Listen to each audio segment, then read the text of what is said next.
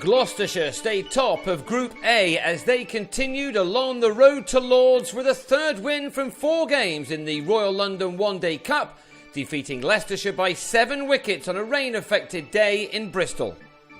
Morning rain initially reduced this game to 45 overs per side, and the home team made hay after winning the toss once Niall O'Brien edged David Payne's second ball behind to go for a duck. Payne and Gareth Roderick combined again in the bowler's second over to remove Angus Robson for 13 as the home side again started well. Payne was the catalyst of this latest success. It was 3 in 3 overs for the left-armer when he thanked Matt Boyce for letting him bowl him. 1 ball into his 4th over, Payne had figures of 4 for 14 after Dan Redfern played on to leave with his team in a mess on 31 for 4. Leicestershire had defended 142 to beat Essex last time out, so this game was not over yet, and with the rain starting to fall, Greg Smith pushed the total along to 64 for 1 when the players went off. Back on after 20 overs were lost, Shiv Thakur was out to the first ball after the rain break, nicking off to Benny Howell on 11.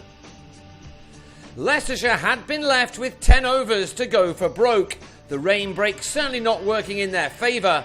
Scott Styris was missed behind the stumps, and he tried to take advantage by sweeping the unlucky bowler Jack Taylor for the first 6 of the game.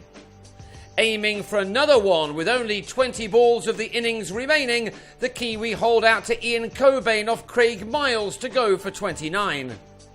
Tom Wells was then bowled by Taylor for 3 with a total on 115 for 7 with 2 overs left. In the last of the 25, Jigganake chipped Taylor out to Cobain at long on, leaving it to the opener Smith to finish the innings off. He hit the next ball for 4 and then followed that up with this maximum, which took him to a 50 off 72 balls, a not containing 5 fours.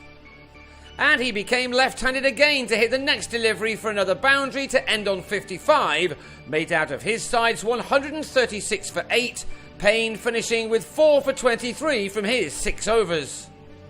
Duckworth and Lewis seemed to have given the hosts the better deal, and they were left to chase down 131 from their 25 overs, and with nicer conditions to bat in as well. Michael Klinger and Hamish Marshall got Gloucestershire off to just the start they wanted, as they looked for a victory which would keep them top of Group A and give them every chance of making it into the quarter-finals. These 2 openers knocked off 46 of the runs in 8 overs. The Foxes needed wickets to slow things down, and Nake had Marshall stumped for 22 with 85 more runs wanted. Redfern then gave his side a small chance of a win by first bowling Chris Dent for 7, and then just 2 balls later having Will Tavares caught at mid-wicket by Robson to leave the home side on 59 for 3, 72 more needed from 12 overs. Anthony Ireland, who'd produced a stunning spell to help his side defeat Essex in Chelmsford last week, had no luck on his return to Bristol, where he played his cricket for Gloucestershire for 4 seasons from 2007. Twice Will Gidman edged him to the boundary. Other shots from Gidman and Klinger did come off the middle of their bats, however, as they soon had the target down to something very gettable. Klinger will be delighted with the way his side has started this competition. They took the road to Lords year after year after year in this format back in the late 90s and early noughties, and they may be on their way again after Klinger completed his 50 off 63 balls. They won this match comfortably enough, Gidman pulling Charlie Shrek to the rope to finish the match off with 13 balls remaining on a day where very little went Leicestershire's way. Gidman finished on 39 from 30 while Klinger made 55. It meant a victory by 7 wickets, a win which keeps Gloucestershire just where they want to be halfway through the group games.